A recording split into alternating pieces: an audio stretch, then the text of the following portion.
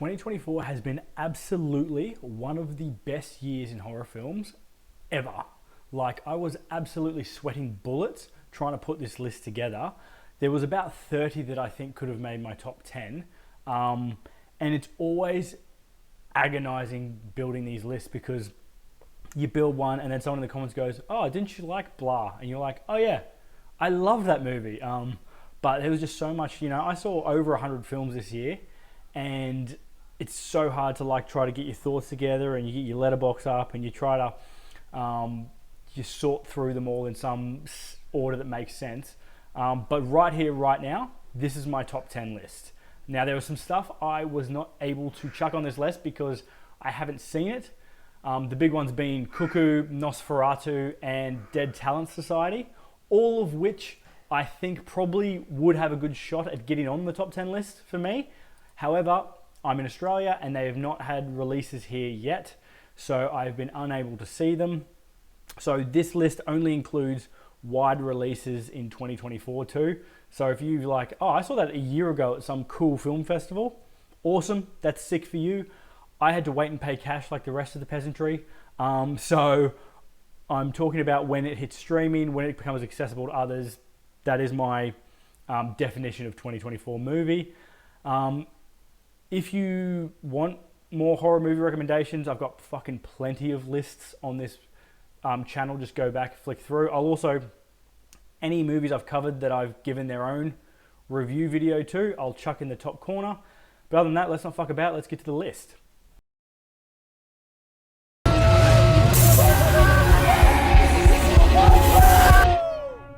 When I told the boys you were coming, they got so excited. Number 10, Bird Eater. Now, Bird Eater is an Aussie indie social horror directed by Jack Clark and Jim Weir. This is not for people who do not like slow burns, but if you like things that I like to call dinner party horror, most of it's just tense conversations, it is hard to go wrong with Bird Eater. It's about a couple who called Lewis and Irene who are engaged, right? Lewis's mates are throwing a bucks party at a rural Aussie cottage, and Lewis goes to Irene, "You should come, it's going to be fun." What follows is a really tense, uncomfortable, and at points hilarious exploration of Aussie pisshead culture, in particular toxic masculinity, and what happens if you don't tell your mates to pull their fucking heads in when they need it. This is definitely for fans of movies like Bad Night Out movies. I'm talking Infinity Pool, I'm talking Wake in Fright, even, stuff like The Hangover, I guess. Probably not, it's not as funny as them, obviously, but stuff that's really about when shit goes south on a bad night out. Train Spotting a little bit. Yeah, it is a really uncomfortable watch, but it's a movie that I definitely holds a mirror up to Australian, especially young male Australian society, and it fucking, this one I thought about for a long time after the credits ran.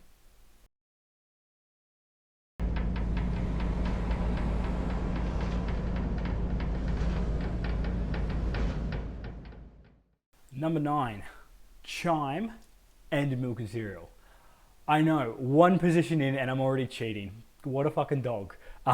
Now, the reason I have pulled a little sneaky on you is because these shorts are two of the best things I've seen in horror this year, but it felt kind of weird putting things that are about 40 minutes on a best of horror movie runtime, movie list. So what I've done is I've combined them into one spot and put them as a really creepy 1 hour 40 double bill, which would play beautifully.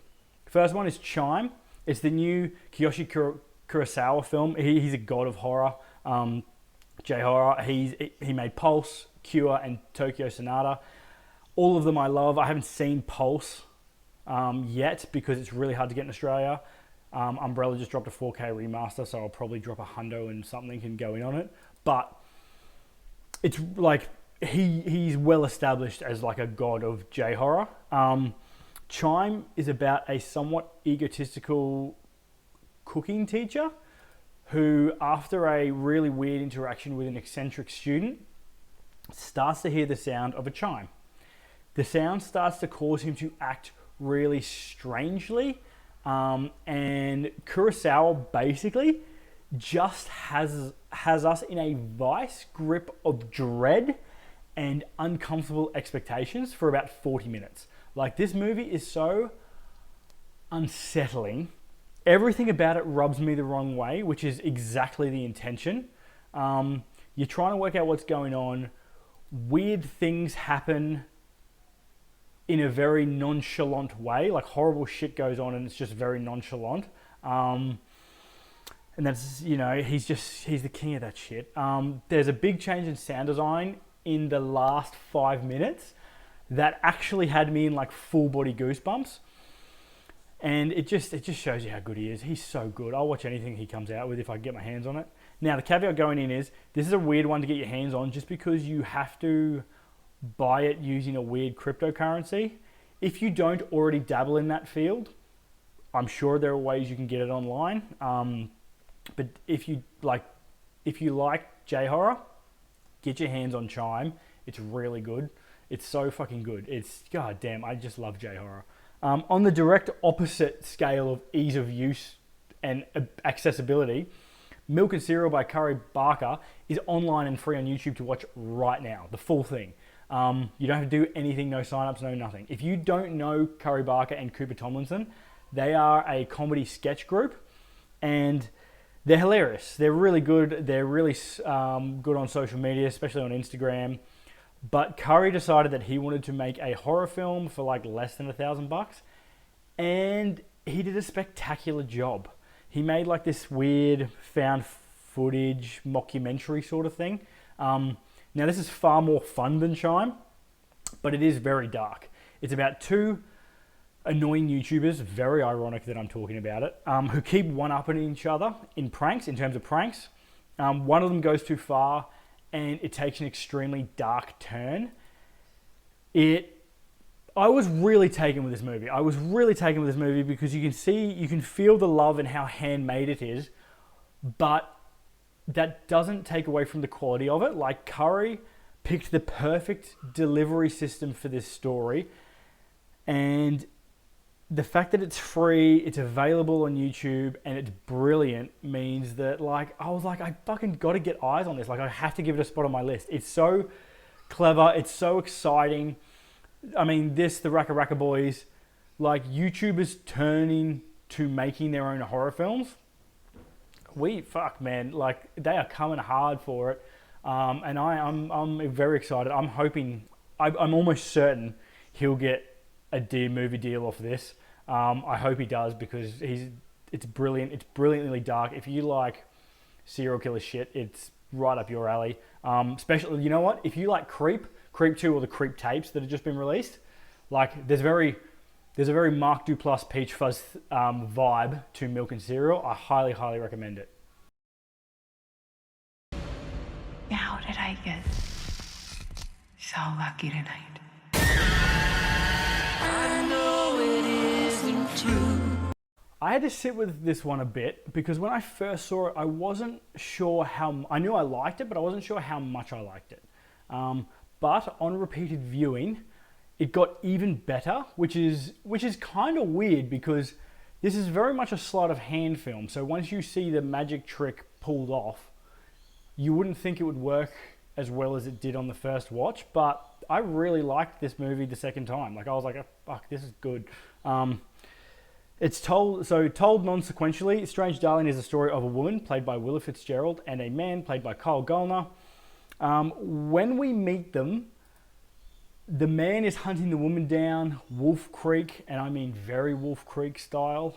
Then we time jump, and we get to see how they met. And as the movie progresses back and forth, the pieces of the puzzle sort of click together, and the circumstances of the characters' relationship sort of starts to reveal itself. This is a super stylish film. It rapidly evolves. I was never bored watching this film. I mean, in fact, some of my favorite scenes in this film involve two characters sitting in a car. Both the leads are just fantastic. Will is probably my MVP. And It has the sweetest couple who have the most unhinged breakfast choices in it. I love this couple. If you've seen it, you'll know who I'm talking about. If you like Death Proof, which is like Quentin Tarantino on a slasher, this is very much up your alley. I am almost certain of it. It's a very fucking cool film. Lots of neon pink. Really fun, kind of sexy. Strange Darling is a very, very good fucking film. You don't have to be afraid. This child is his way. Number 7 is The First Omen. This wins my annual James Dokes Surprise, motherfucker! award for the film that surprised me the most this year. I went into this movie expecting a somewhat, hopefully passable legacy prequel to a old horror franchise that I'm not particularly invested in, right? But Akasha Stevenson and Nell Tiger-Free take a fucking bow, because this is one of the most beautiful movies this year, and it's also one of the best straight up horror films this year. Like, no one's like Strange Darling or no one's debating whether this is a horror film. The First Omen is 100% a horror film. You cannot call it anything else. It's about Sister Margaret, who is sent to Rome to begin a life of wedded bliss to Jesus. She's becoming a nun. When she gets there, she finds out that Rome isn't as cash money as it seems, and there's something sinister going on. They do so many cinematic nods to the original while doing their own thing. It's truly masterful. This might be one of the best directed movies this year. And it's Akasha Stevenson's first feature film. Crazy. The sound is phenomenal. They use a lot of the same style of soundtrack as the first one had, which is beautiful. Nell Tiger-Free is stellar. The atmosphere is palpable. And there were multiple scenes where I was like, how are you getting away with showing this? Right? There was only 2 other people in the cinema when I saw this. And I sort of expected that, because I was like, I guess no one really thought they needed an Omen prequel. But I'm hoping more people flock to the cinemas to see it afterwards, after it got a bit of hype, because god damn, this movie is really good. It's absolutely a favourite of mine this year. And you get to listen to Ralph Ineson talk for ages. They flick through like documents, they do a bit of sleuthing. I loved this movie. I really love this movie, and I did not expect to. It's up there with probably A Quiet Place Day 1 as a surprise for me. And I can't wait to see what's next for Akasha Stevenson and Nell Tiger-Free. They're both horror fans. I hope they stay in the space. I'm very, very excited.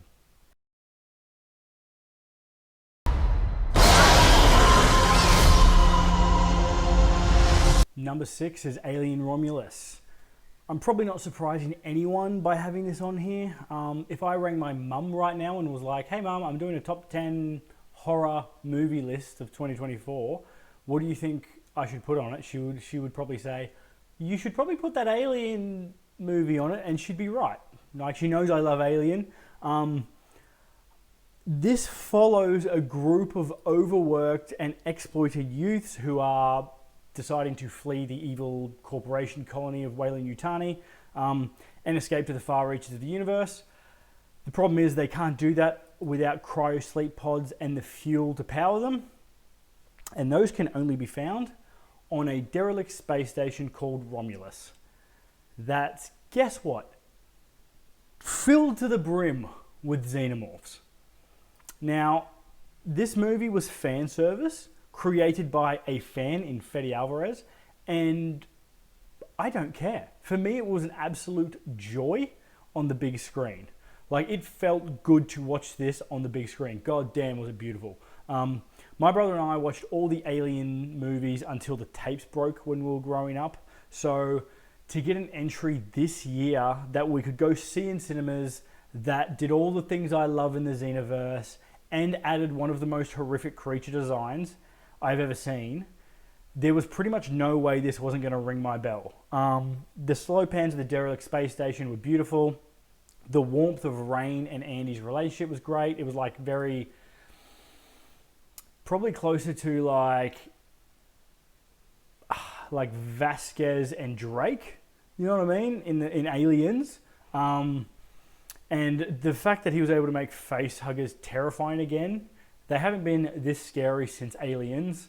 And it just showed me that Fede Alvarez is absolutely the guy you want playing in your horror franchise sandbox. Even if there was a scene or two of eye rolling, I was like, fuck it, I don't care. I love this bloody universe. And I can't help it. So Alien Romulus goes on the list.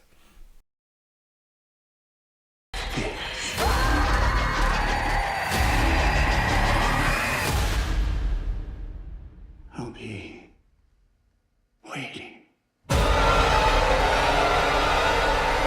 So, this is a weird one because this was my number one most anticipated film this year. And while I was a little bit bummed it wasn't exactly what I wanted, and certainly wasn't my number one this year, I still really, really loved it. So I sort of wrestled with where to put it, and I think midway is probably perfect. If you have been living under a rock and somehow missed Neon's viral marketing campaign, Longlegs is the serial killer movie from horror fanatic Osgood Perkins.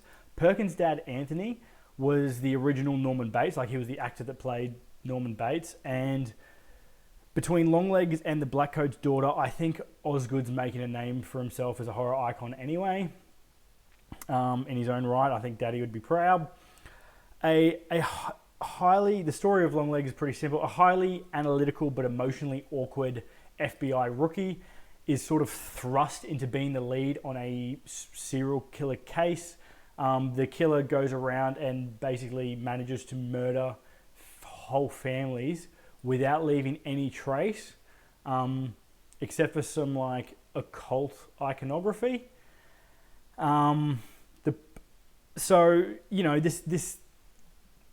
This seemed like it was going to be science. The problem most people have with this, actually, and to me, to a little extent, was that the vibe of the trailer and the marketing sort of made it seem like we were going to get another Silence of the Lambs.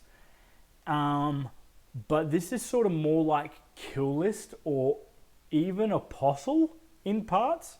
But that being said, I fucking love Kill List and I love Apostle. So even though it wasn't the movie I 100% wanted, I was still on board and I still really liked it, even though I fully understand why others don't. Like everything Micah Monroe's in, if you go see Watch It if you have not, and It Follows, she's a bloody superstar. She nails it in this. I thought they were going to do like a slightly less charismatic Clarice, but they didn't, and I'm thankful. She nails the role in this. And as a Nick Cage fan, I could not be happier with him in this. He's so fucking weird. There's a scene with him singing Happy Birthday, and it grosses me out. And like one of the characters is like, he's been doing this for 26 minutes. I actually believe, release the Nick Cage cut, because I reckon he probably just actually did that for 26 minutes. So, I love him. This movie at points, though, what I really liked about it, this movie at points makes you feel like it's watching you. And I know that sounds pretty wanky. However, there were points where I was watching this movie where I got the same, like I started shifting in my chair uncomfortably and I'm like, I feel a bit weird about this. And it was because I got the feeling that someone was staring at the back of my fucking head. That's how it feels, because this movie is kind of voyeuristic. There's especially a scene in a cabin that really, really nails that feeling. And it was just bang on. Like if you like that, I know I said in the start that it got marketed as Silence of the Lambs, but it really does have those vibes. Even Fargo a little bit, I guess because of the snow. If you like 90s serial killer flicks and don't mind a bit of occult fuckery, Longlegs will have you covered. I did love it. I know it got a lot of hate, but I think that's just the hype machine. And that is, unfortunately, if you are really good at marketing, sometimes your movie suffers for it. But either way, I'm so excited for Osgood's new movie, The Monkey, that comes out starting next year. It's a Stephen King adaptation. I mean, I just love Osgood. Go see Blackcoat's Daughter. If you did like Longlegs, go see Blackcoat's Daughter. But Longlegs, sitting at the midway point, number 5, I think was perfect for it. 뭐가 나왔다고 거기서 겁나 험한 게. I love South Korean horror. So when I saw a film about like shamanism, grave spirits, that had Chime in it, was coming out, I was like, I was there first day. I was in the cinemas with my ticket, like, let's go, I'm ready. And I was going to be honest, I was absolutely devastated that I was like one of 4 people in the cinema to see this movie, especially when I walked out just adoring it like I did. That being said, I have seen online, especially in like the horror Reddit communities and stuff, that since it's come to streaming, this is actually getting quite a bit of online love, which is good because I wanted to get as many eyes on this movie as I could because I just love it. I love South Korean horror, The Wailing, I Saw the Devil, Old Boy, The Call. You know, I just love horror, and for some reasons, South Korean horror just hits it's just my warm and fuzzies. Probably because it's so fucked up, to be honest. But the fact that it's getting online love makes me so happy. It's directed by Jang Jae-hyun. I'm sure I butchered that. I'm trying. Exhuma is about a duo of young, fucking cool, to be honest. They're cool as hell. Shamans who are hired to investigate a curse that's been placed on a wealthy Korean American family. And as they investigate, they sort of realize that it's got to do with one of the family's ancestors being buried incorrectly back in Korea. So they fly back to Korea. They get a team together with a geomancer who's like a feng shui expert and specifically about graves, and a mortician, and they decide to make a plan to sort of exhume the body and do a ritual and sort of get rid of the curse. This movie is so good. It's got one of the best, it might be the best ritual sequence of all time in any horror film ever. I just loved it. It like, the shamans are so cool. The lead shaman, she's got like connies on and these really traditional garb, and she's dancing with sword. It's just, if you love ritual scenes, and I do, I love a dark song. I love The Wailing. Like anything with a ritual suckers me in. This is up your alley, I'm telling you. And so they go to exhume the body. It doesn't go well, which is lucky for us because we are then treated to one of my favorite explorations into like rituals, folklore, and the history of Korea in any horror movie ever. It's so good. I just love it. If you like shit like The Wailing or Dark Song or The Medium, go in on this. It is exactly that up your alley. It's so beautifully shot. It's creepy. Like stuff happens in this film, and I was just like, oh no! I just kept saying, like, I got goosebumps. There were some scenes I got goosebumps. One of the spirits makes the most disgusting sound. So if you got misophonia, be warned. But I just love Exhuma. I just love it. Most people know it was going to be on here. Brahma Yugam. Number 3, this is one of the best times I had at the cinema this year. Deciding to see this on a whim after really liking Tumbad is part of the reason you see so much Indian cinema, specifically Malayalam films, covered on this channel, right? Like this is my Malayalam cinema horror story, origin story. It also introduced me to the fucking acting superstar that is Mammootty. I love him. I love him now. And a horror director powerhouse, Rahul Sadasivan, who also made a great haunted house movie called Buthul Kalam. Go check that out. And it's just like sometimes you take a swing and try something new and it pays off. And for me this year, that was Brahma Yugam. Right? Like it is... I was rewarded with this beautiful black and white, stunning folk horror. And it just, like, it's part of the reason I just see, I don't look at trailers and I often just dartboard. Okay, what's coming out? This, never heard of it. Horror, cool, going to see it. I just love it. It's set in 7th century Kerala. Brahma Yugam follows runaway folk singer Thevan, who is like, he's of a low caste. And after having a run-in with like a mythical being in a forest, he seeks shelter or comes across like a seemingly kind lord who presides over like a rundown mansion in the middle of the forest. Thinking his luck has changed, Thevan enters the service of this lord and it has horrifying consequences. So the Lord Pody, played by Mammootty, he's fucking diabolical in this movie. He plays him like a mix of Henry VIII and kind of a little bit of like the Goblin King from Labyrinth. Like he is kind of helpful. Like he's like, oh no, I'll feed you, shelter, whatever. Also, here is my power. You know, you're below me. Like he's sometimes kind, he's sometimes cruel. He's obviously absolutely obsessed with power though. And this movie really opened my eyes to how beautiful and also deeply sinister and serious Indian cinema can be. I think in the West we paint it with the brush of like Bollywood, that it's going to be singing and dancing, and there is music in this. The soundtrack is fire. Christo Xavier, Age of Madness is one of my most played songs on Spotify this year. The soundtrack is fire, but it's not like dance numbers and stuff. It's like background music. It is sound design. God damn, like it's not, it really opened my eyes to like, hey, Indian cinema it can be serious, it can be deep, it can be fucking dark if you want to go in and go in on it. I've just absolutely loved the journey that Brahma Yugam set me on. I'm hoping it gets a wider release this year. It could have been higher up on this list, but there was nowhere where I could watch it on re-release, at least not in Australia.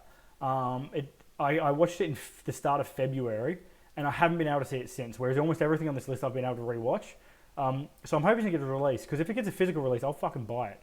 But if it's on streaming, I'll buy it too. Like it is a great folk horror. If you love folk horror, Brahma Yugam is a really cool folk horror in the style of like The Witch.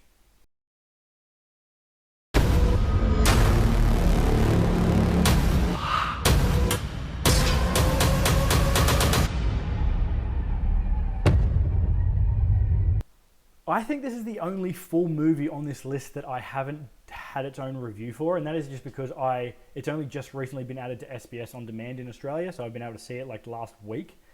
And I'm telling you, if you like Fincher films, Zodiac, Seven, get your creepy little hands around Red Rooms. Some people will be like, oh, Jake, it's not horror, it's like a drama or a crime. This movie creeped me out more than almost anything on this list. And the subject matter is far more disturbing and darker than pretty much any other film on this list. Like, it is the most fucked up movie on this list by a fair margin, I reckon. This was way more disturbing to me than something like Friday the 13th or The Coffee Table or any of that. So I say it's horror, and I say it's fucking brilliant.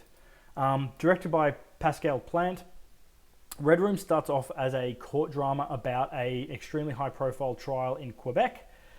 The man on trial is Ludwig Chevalier. I'm sure I'm saying that wrong. I'm sorry, but I'm trying. He's been accused of the horrific murders of 3 young girls, and I mean girls.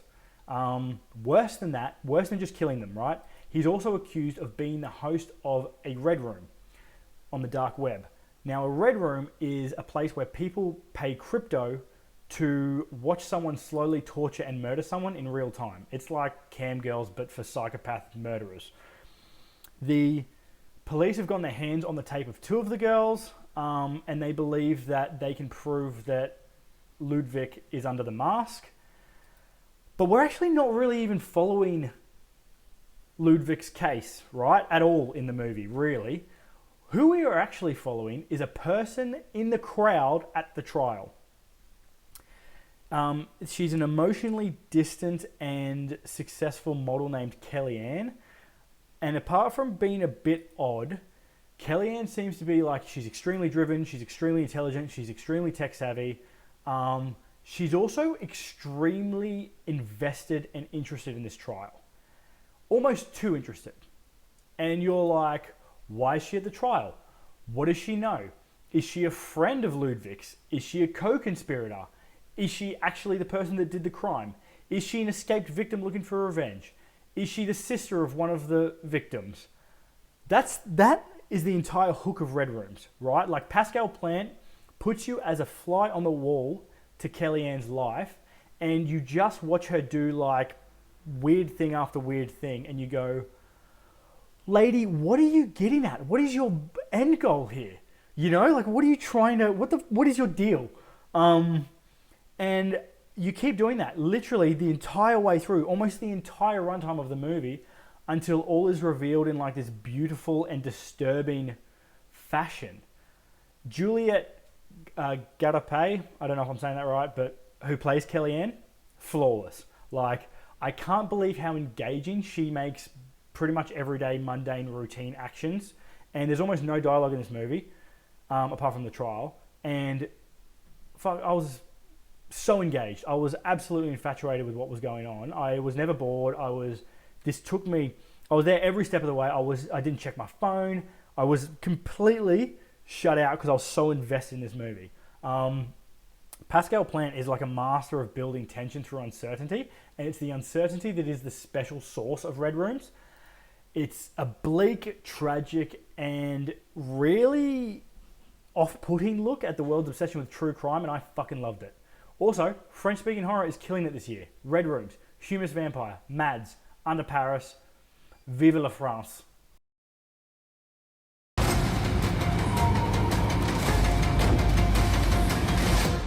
As I've always believed,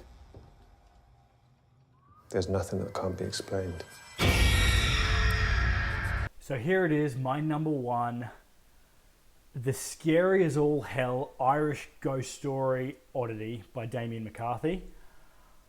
Horror is an amazing spot this year, right? Like I said, this is one of the best years for horror ever. Horror movies, especially horror books, are killing it this year. Horror comics are killing it this year. It's just one of the best times for horror ever, and we're getting a lot of really good movies with they're really clever films. They've got intricate plots. There are, some movies that are doing really experimental camera techniques and cinematography and storytelling, like Azrael's doing, there's stuff like Azrael, which is basically entirely no dialogue. People are doing liminal. There's lots of liminal horror. People are doing really strange and trying new stuff. People are exploring themes like body autonomy and PTSD and aging. But Oddity just goes to show that, like, sometimes something simple like a ghost story executed with absolute perfection is still incredibly hard to beat. And maybe it's because ghost stories have been with us for like millennia, so we're like anthropologically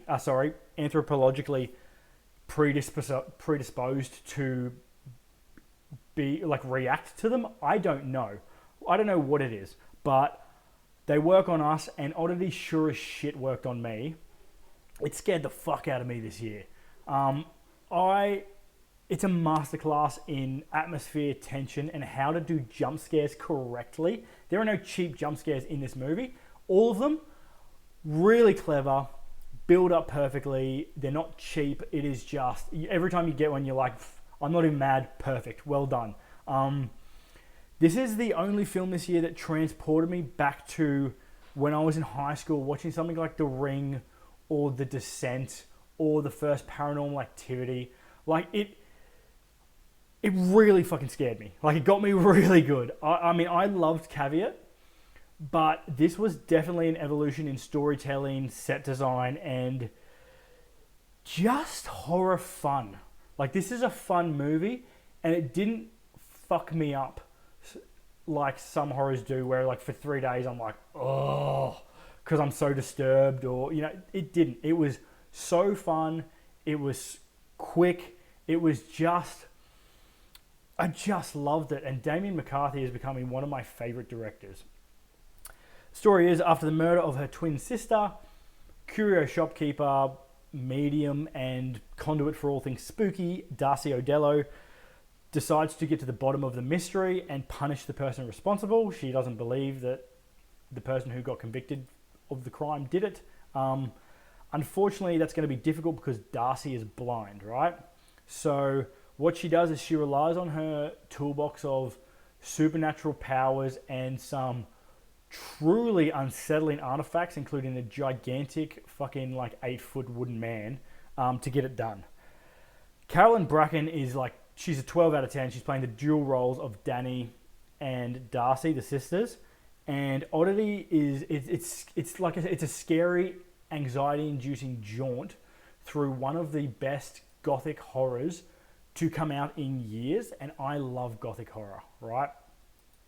This movie got me good, And it's not just because of the creepy wooden man sitting at the table, right? Like, the next day, my girlfriend was like, you must have watched a good one last night. And I was like, oh, why? And she was like, because you kept saying, oh, fuck, oh, God, oh, no. And that's what Oddity, I didn't even know, that's what Oddity made me do, right? And that's why I love this, that's why I love horror, that's why I'm in this game. I want to be unsafe from the safety of my recliner. And Oddity did that for me. Every single frame of this movie had me checking the negative space for clues or people peering in or like shadows. Every slow pan or creak of the house or just any sound, any lack of sound had me clench in anticipation. And I loved every second of it. It was put it in my veins. If you love supernatural horror, this is the best one I have seen this year. This is the single best supernatural horror, for my money, that I have seen this year. It knows exactly what feeling it's trying to elicit. It knows whether it's trying to do dread. It knows when it's trying to do tension. It knows when it's trying to intrigue you. It does all of them perfectly. And McCarthy masterfully played my limbic system like a violin. So well done, you fucking bastard. I'm excited for the next one. Yeah, goddamn. Well, I just loved Oddity. So, that is it. That is the year of 2024 on the SpookieKnights channel. I probably will. I've got some time off, so I probably will chuck some reviews out and watch some movies. I've actually got time to watch lots of movies this over the break, so I'm pretty excited for that. There is no doubt I have missed movies, or there are movies on my list that are not on yours.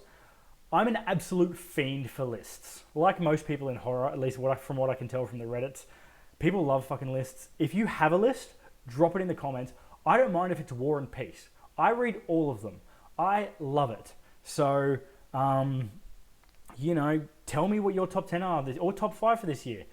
I love to see it. There's probably some stuff that I have missed that you're like, dude, you're missing the greatest X film this, chuck them to me, because I'm going to have some time over the next couple of weeks, over the Christmas break, and I'm going to fucking slam into some horror. Some glaring omissions, obviously. The Substance, Heretic, and Terrifier 3. Heretic and The Substance, I adored 2/3 of those movies. Like, I really loved 2/3 of Heretic and 2/3 of The Substance, but they fell off a bit in the last third, which in a weaker year probably would have got them on my list. But the competition was so brutal this year. I'm like, once again, I had 30 films to cut. I was like, God damn, how am I going to do this? So, while they are not on my list, I do hope Coralie Farge gets all the chocolates and she gets all the awards, because I love her as a director. I loved Revenge. And The Substance is probably the most aesthetically pleasing and stylish film this year, even if I didn't love where it ended up. Terrifier 3 probably goes without saying. Absolute phenomenon, and one of the funnest times I've had at the cinemas this year. I saw it in a packed-out cinema with a bunch of other sickos. But I am not particularly a gorehound, and while it is really fun, and art is 100% a horror icon, I could not put it above some of the other films I really love. Like, I love a ghost story, so a really good ghost story is going to be a really good gore fest pretty much every day of the week for me. So that is why Terrifier is not on my list, but I love Art the Clown, I really do. And Terrifier 3 is a fucking banger, and I'm excited for what it's important for horror, and I love Damien Leone and what his crew's doing. But yeah, I just couldn't put it above any of my top 10 this year. It was just tough year to do a list. As always, thanks for watching, and thank you to every single person who has subscribed, commented, liked, shared, even watched. Like, thank you to every single person who has watched interacted with any of my videos in any way, shape, or form this year. I love doing this channel. I don't make anything from this channel. If anything, it costs me because of all the fucking money I spend on horror movies and renting. But I love doing it. I love being part of the horror community. It's just such a kind community. Everyone's been so nice to me. Even if I do not love the same movies, people will always be like, oh man, I didn't like this movie at all, but have you seen X? And I'll go watch that movie and I like it. There's always a Venn diagram with horror fans. you all are going to like one movie in particular, and it's just, I just love it. I love being part of that community. Hoping next year to get big enough to tick off some goals. I'd love to be sent to a premiere, or I'd love to be invited to a premiere, or sent a screener, or some merch, or anything, or being invited to a festival. All that would be sick, and they are my goals for this channel. But even if not, I'm doing it for the love of the game, and I love horror. So have a safe holidays. I hope you get to watch a shit ton of good horror. Let me know if you watch anything really good. Come on. Nosferatu, I can't believe you've done this to me. 1st of January, unbelievable. Anyway, thanks for the support, you absolute legends. From the bottom of my heart, I adore you all. Peace.